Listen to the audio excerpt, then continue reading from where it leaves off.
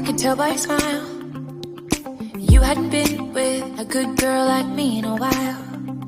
Yeah, you were impressed, couldn't leave me alone.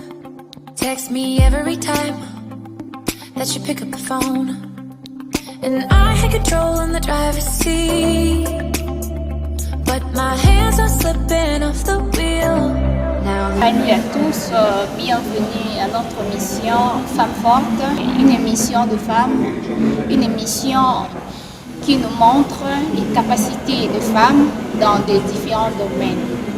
Aujourd'hui, nous avons invité Maman Ruth Lobota, que j'aime bien appeler Maman Badi. Maman Badi, bonjour. Bonjour, la Rosette. Bon, Maman, je l'ai invité à yebisa biso un peu osalaka nini oza nani po bandeko na biso ba téléspectateurs na biso pe bayeba. Merci ya Rosette, journaliste. Napesi mbote na bato nyonso o bazali kolanda biso na ngonga oyo o bazwi libaku ya kolanda biso napesi bango nyonso tu ba mbote. Kombo na ngai Mama Badi Lobota Ruth. Badi ezali kombo ya mobali nanga. Badi ambile bakata Badi. Ngai kombo ya libota Lobota Ruth. D'accord. Na sepeli mingi na ndenge bobengisi ngai na émission oyo. Na kumisi liboso Nzambe po ya disposer po makambo eleka malamu. Yango ngai yo nakomi. Merci Aya. Oui Aya. Femme et c'est une émission de femmes fortes. Moi je suis Mosala. Maintenant betile biso moi li solo na yo osalaka nini musala nini osalaka. Merci journaliste ya Rosette. Naza d'abord moi si wa Bali. Mobali nangai na lobi kombo na ye Badiambile babenga nga Mama Badi. Nga naza Mbongo. Papa langa eza ekondakiri. Mobali nanga daza moluba kananga. En tant que ménagère na kati ndaku, à part ko s'occuper na ndaku na mobali na bana, ponza bapesa nga pe bana. Ba musu baza pe na campus ndamba sala ngolu université pe ba musu baza humanité. Na salaka moi Mikate. Na moi fongo moke possibilité comme telle les apenzate mais pour na kotika vidité na salaka Mikate. Mikate ngo ata na forme moke il faut que ça la propre. Oui. O lati tablier na yo obimisi Mikate na yo komi ko sala na saka selon ndenge programme na ngai. Po na zape moko ata na za na kati ndako libala na zape moko ya mwasi akambaka na église Songolo Pakala.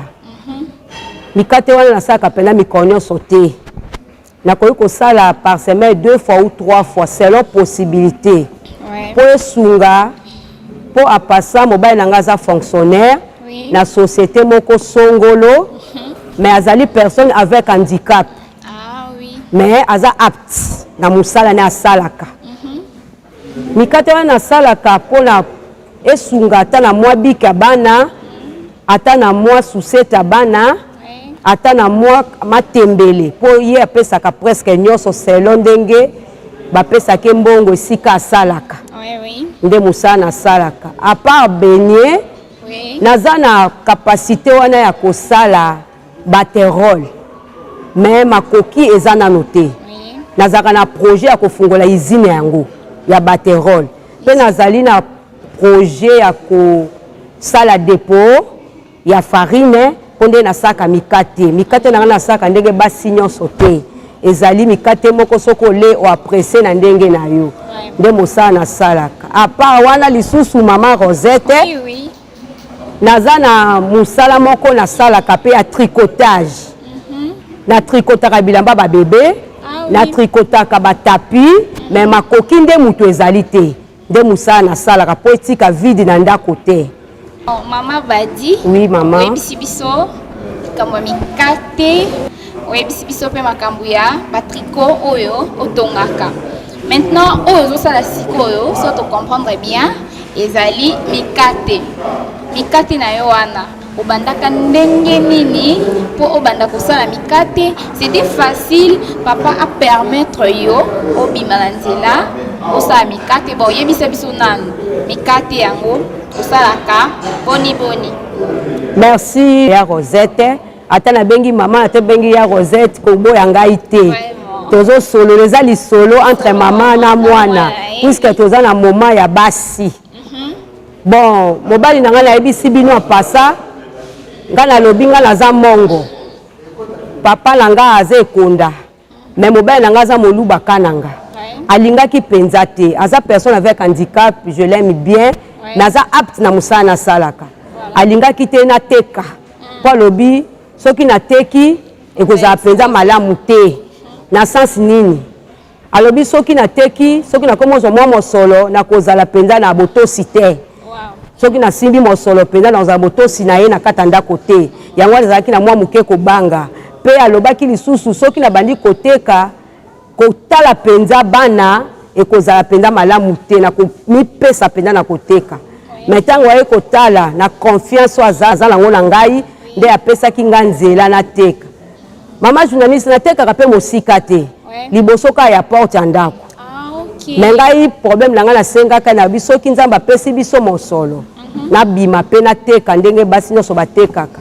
Pe na senga ke na lobi eza teke soki ozoteka ubi osimbi mwa mosolo okobanga mobali te. Mobali azaka mobali aza chef. Akotika la kaka mobali. Mwasi azaka ka mwasi.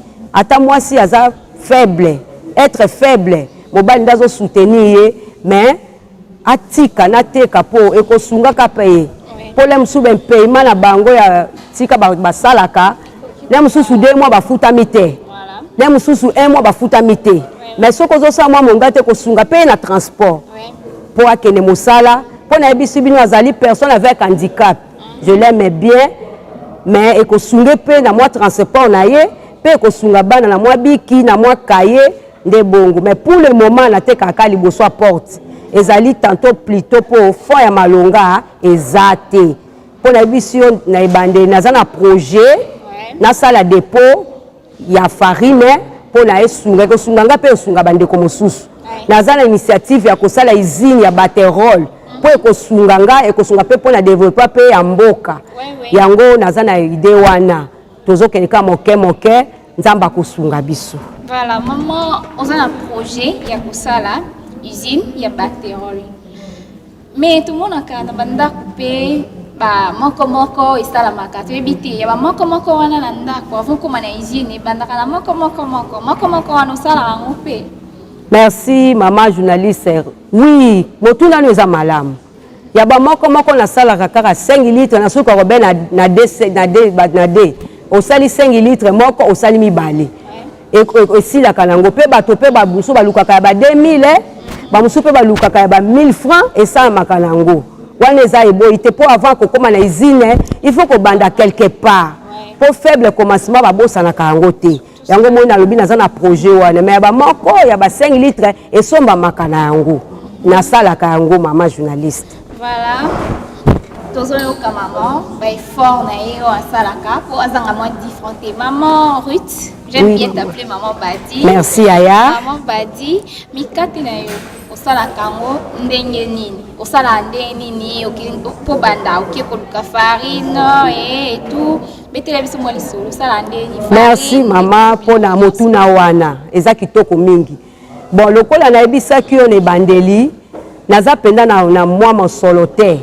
Mobile nanga za sala quelque part aza apte mais selon ndenge bafuta kaye to privilège rana nu bana ko bana babandaki na maternelle ti le nzamba sungi bakomi na université mbongo wana moye mobala pesa nga penda na kotango na mbongo te na somba ko bede ekolo soki na somba ekolo nanga mibale na mwa ba biloko to tiaka ba engrais chimique wana to tiaka na kati ba levi chimique ba biloko to tiaka na kati pour pesa moi goût na mikate soki na sali mibale na sali moko na sali mibale ete kami moi bénéfice à moke wana na kosisa ngo nyonso te bénéfice za rapenda mingi comme te pourtant oza na économie balé bénéfice pe za moke mais so komi na saki bénéfice pe ko za lebele tango na kosala wana ekosungama moke moke nde nasala kabongo nateka obe liboso ya porte mais projet ndenge na ebisio nasala naza na vision ya kosala dépôt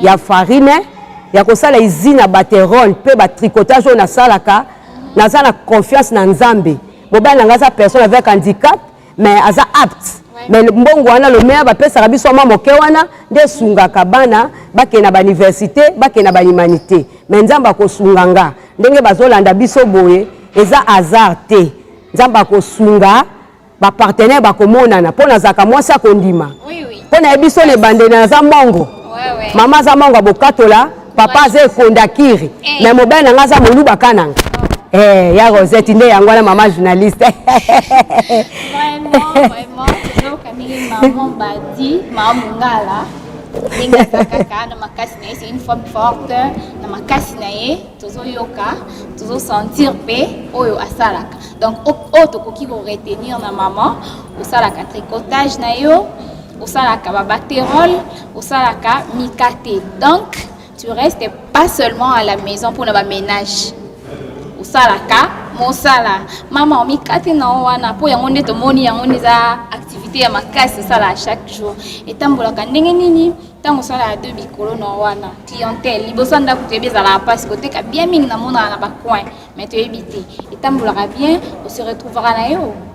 Merci maman journaliste pona motuna na kitoko de kolo anta ona sala ka liboso ya porte pona bisaki liboso mobile ngaza moluba kananga ezaki penda difficile pona bimata liboso ya porte alobi bino bangala soko bimi obimi koteka okobunga ngai okokende koluka bato mosusu metanga ye kotala na bizaleli apesa inga nzela apesa inga na liboso ya porte il faut kotosa po moi si soko sana obéissance te obebisi libala po biso bambongo tobalaka penza te po biso bambongo kaka kindumba kaka oboti na Pierre oboti na Jean metango apesi yo makasi wana apesi yo botosi yo potosa ye po soko tosi pa lingi yo nasaka liboso ya porte mikate wana esungaka le musu azangi mwa transport bénéfice pe mingi te mais zo sunga ya Rosette bénéfice ezala ngo penza mingi te mais sungaka mwa bana bakena mikate na Carrière mwa bana bafuti ba transport ya campus pe mama Rosette na ebisa yo na sekisa yo na koya ka be mikonyoso soki papa azui transport bana bazui ya kelasi université soki na koi semaine wana na koi na fandi mais semaine okuna na telemi nazongeli lisusu na lembaka te po naza na projet ya usine bongo mama Rosette mwasi ya makasi vraiment mama baba terol na yo osala kawana imo ba moko wana oteka kango lolenge nini pota mususu Deborah Sakidi ya koza na posa ya ba terol pour la maison et tout oteka ka ndenge nini babiloko na wana. Merci mama journaliste na motuna na wana 5 litres na nga na saka baterol wana ata ba 2 litres na sala ka wana ba litrage mosusu na senga kanzela na mobali apesi nga nzela na ke kotambola na ke tambola na bekole na ke kotambola na ba paroisse na ba dispensaire bopito o bakoyambanga soki bayambinga na koti si demande na ebisi bango na memeli bango échantillon na sala ka eloko so babina nga na mokolo boy na yenango pe mukomso oketika na école 2 jours 3 jours oyo kozwa mbongo po kokuta na bato mosusu bapeso mbongo mbala moko ndo moni esungaka mwa moke wana pona bisaki ona za na projet na kosala usine ya baterol naza na confiance en Nzambe. Maman Badi. Oui Aya. Oui Aya. J'aime bien t'appeler maman Badi. Merci Aya. Maman Badi. Tant que mère de la famille, tu dis que Mikate ezaka musala. Donc il faut somba biloko obeta pat na bato wana nyonso oyo yo pasaka na kusala biloko na oya musala wana na ndako kuna siku otika ndenge nini abandona kana ndako osibazi na musala na yo ozo sala na commerce na yo osalaka to osalaka ndenge nini pona kosangisa commerce na yo na misala ya ndako. Merci maman journaliste ya Rosette.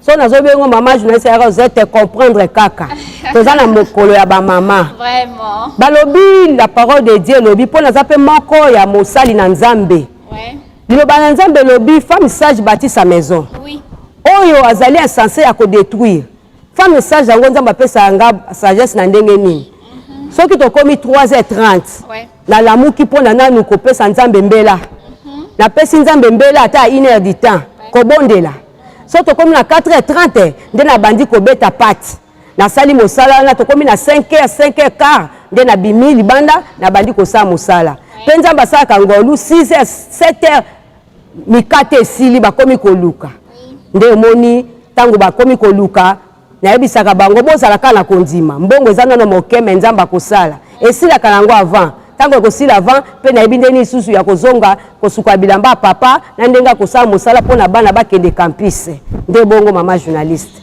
Merci maman Bati. Oui yaya. Esengo nini oyo ozala kanango tango tekaka yo mokozi mbongo na omoni penza keno eza mbongo ya musala yo mokosali eza mbongo ya mutoki na yo moneli pasi oswi oyoka ndenge nini tango monaka mbongo wana esengo nini ozala nango tango monaka fui ya misala na yo.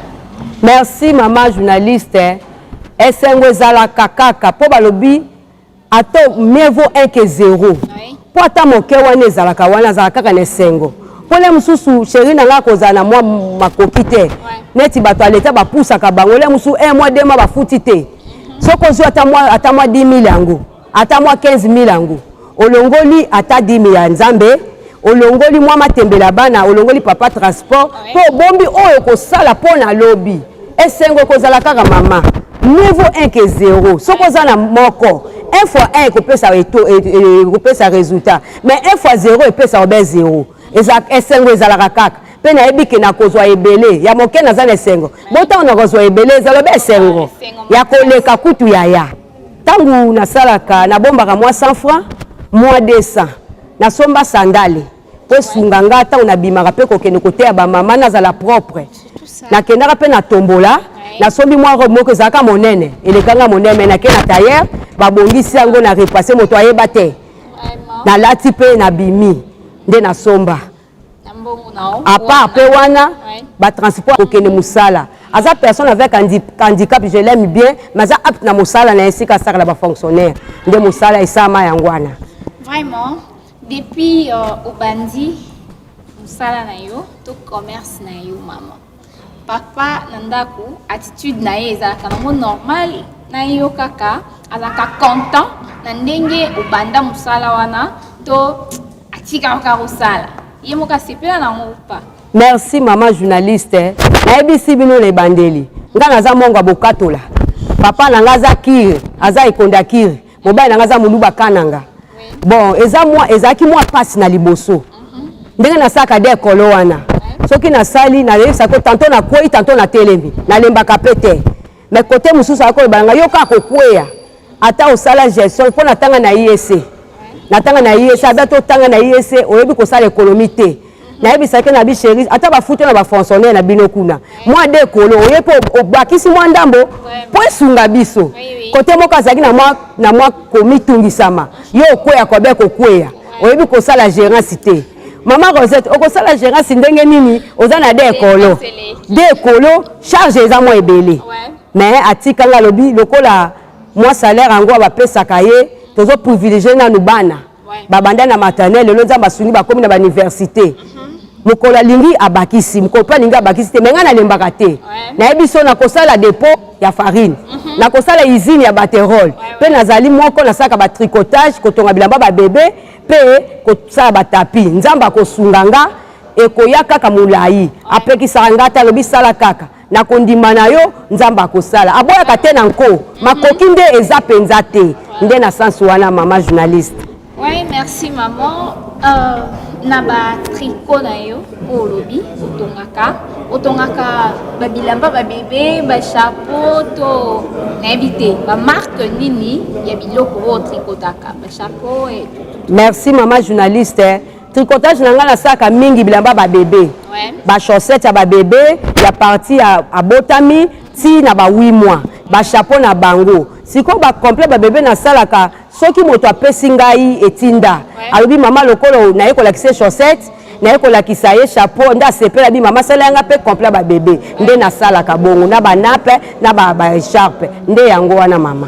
Voilà maman Badi mwasi ya makasi ndenge moko auti koloba ndenge auti kobetela biso masolo na ye nous avons compris que c'est une femme forte qui ne reste pas seulement à la maison pour le ménage mais à Bundakape pour la libota. Donc biso ba maman toyebi biso ba maman totiki la kaka ba papa charge s'il vous plaît ndenge ba maman ba utoloba ndenge mama s'exposer ye moko apesi biso oyo ye asalaka ayebisi biso ba effort oyo asalaka pour libota na epe ezala ya kotelema. Maman bati conseil nini okopesa pona ba maman oyo peut-être papa zalaka na d'accord ndenge ba ninga musu basalaka zana posa pe maman sala bongo mais maman afandaka na ndako kwa bi na fin du mois papa akoya na bongo to papa akoya na oye akolonga okopesa conseil nini pona ba maman oyo bafanda na ndako sans rien faire. Merci maman journaliste. Nakobanda d'abord na ba papa. Nazo senga ba papa boy na pesi bino respect ba papa bino nde boza chef ya libota soki bino bosimbi libota te libota ekufi bo pesa ba mama nzela mama o azana besoin asala bilanga mama o azana besoin ateka isika songolo pakala mama o azali kosala na bureau aza avocate azali munganga esika songolo pakala pesa mama nzela kobanga te lokoza na confiance a mwasi na yo pesa ye nzela akendo sala musala akodomine yo te azali kaka mwasi yo za kaka papa okotika la mobali mwasi ata babi parité mwasi jamais akoki kokoka na mobali mobali aza toujours chef mwasi atake sala ake na bureau ake na bilanga ake na sika songolo pakala aza kaka mwasi yango papa bopesa ba mama nzela basala pe mama longola complexe onga na tangi na ngai te na suki na deuxième primaire na kosala mosala te ata makala ozoteka zala propre ata mafuta ozoteka zala propre zala pe na soumission pona monaka mama mosusu lokola za licencié papa atanga te ya lobi nga nazolesa ndako papa komi torchon te mama wana na boyi yango wana na boyi yango mama na bondeli yo ata oza avocate ata ozosala esika songolo pakala ata obutolesaka ndako papa aza kaka mokonzi tosa ye ata za mokuse ata za moke ata za personne avec handicap comme mon mari je l'aime bien na bota bana baza université mobala nga za moluba liboso ezalaki matata moluba kana mais sikoyo toyokana ekoma malamu mongola baluba ekopesa nini mais mwasi fo kita mwasi kita mwasi za na obéissance. Femme forte aza mwasi wa bundaka te. Femme forte aza mwasi wa fingaka mobali te. Femme forte aza mwasi wa na obéissance. Aza mwasi wa kita ata tanga asefasa po ndaku na ebonga po libota na ebika po quartier na ebika po environnement ebika. Mama longola complexe mama ta makalo te kaka ata osala kabilanga ata osaka musala songolo pakala ata yondo zo olesaka ndako papa salaka te to sa papa tikela papa bokondi na ye leader tikela bokondi na ya bo papa tosa soka lobi boye tosa wana nde okobika longola complexe lokwa na tanga te na kozala pe na lisanga baninga batanga okokoza na réunion mo babengi ba licencié ba avocate mais yo suka kaka na deuxième primaire wana yaka ide okopesa eko sunga pe longola complexe longola lolendo longola kobanga kita penzamba kotia loboko. Merci, merci, merci maman, maman mungala. Bino moko depuis yango atane lobenez ou la que aza maman mungala. Mais elle reste femme à la maison. Une femme forte n'est pas une femme oyo abunda kabitumba et ma kofi ko soit na etunde maman ou tu peux expliquer biso. Mais une femme forte, c'est une femme qui travaille. Donc force na musala et non na bitumba na koswana et tout. J'étais très heureuse de vous recevoir maman. Merci. Mot de la fin. Soit moi liloba ya suka pona biso na mokolo ya lelo. Merci maman journaliste. Liloba ya suka pona mokolo ya lelo po ekozala lisusu na koloba boye. Nazopesa kaka mbote na bandeko nyonso balandi biso. Pe nazoyebisa papa mokonzi asengela nga nzela pa ya madame pa ya mama Denise initiative naza nango naza na besoin sunga nga esunga pe population naza na besoin ya mwa makoki pour naza na projet ya kofongola usine ya baterol tricotage nange kende liboso pe benaza na dépôt ya farine makoke zate pe ba ono so baza kolanda baza na besoin ba benga ngai to sala mosala pour na développement d'abord ya ngai moko na kata ndako nanga pe ya libanda pour na mboka na biso nzambe penda pambola basai na nzambe nyonso balandi biso na moma oyo pe basi nyonso balandi biso balongola kobanga ava bando teka sala senga nzela na mobali ndako pesa nzela pe ba papa s'il vous plaît bino nde boza ba chef ya mabota chef wa libota bo pesa nzela na ba mama basala ba mama bateka bakozala égalité na yo te yo za kaka papa rotika la papa c'est vous le chef de la famille pesa confiance na mwasi na yo pesa confiance na mama pe nzamba kosunga na pesi mbote na basai na nzambe nyonso pe ya Rosette nazali moko ya comité de parents na école moko songolo pe na pesi bango mbote na pesi bango mbote école wana ya humanité babenga yango bopiki institut bopikiliki na primaire Cette, chaîne na pesi bango nyonso mbote bakambi nyonso ba professeur nyonso tokopesa mwasi valeur pesi bango pe bambote ba continuer ba koma lokola yo comme une femme différente. Donc, au changer penza yaya, yango wana. Voilà, nous sommes maintenant à la fin, nous voici à la fin de notre mission Femmes fortes. C'était Rosette Molila à la présentation, votre serviteur, votre humble serviteur. Tokomi Nasuka ya émission Nabiso. Je salue Deborah Sakidi, je salue Enis Badiambile, moi la Maman Badi. Mais toute gratitude à l'évangéliste John Mupondi, le pasteur de l'église, le PDG aussi de la chaîne. Je salue Lydia, à toutes mes amies de là, je vous salue. Nous remercions l'équipe technique derrière la caméra. Il y avait le directeur technique Cédric Ilunga et derrière la caméra là, je vois encore Gertin imbattable, Mobala Mbinga, Mobala Mbiji. On se retrouve à la prochaine. Bye bye.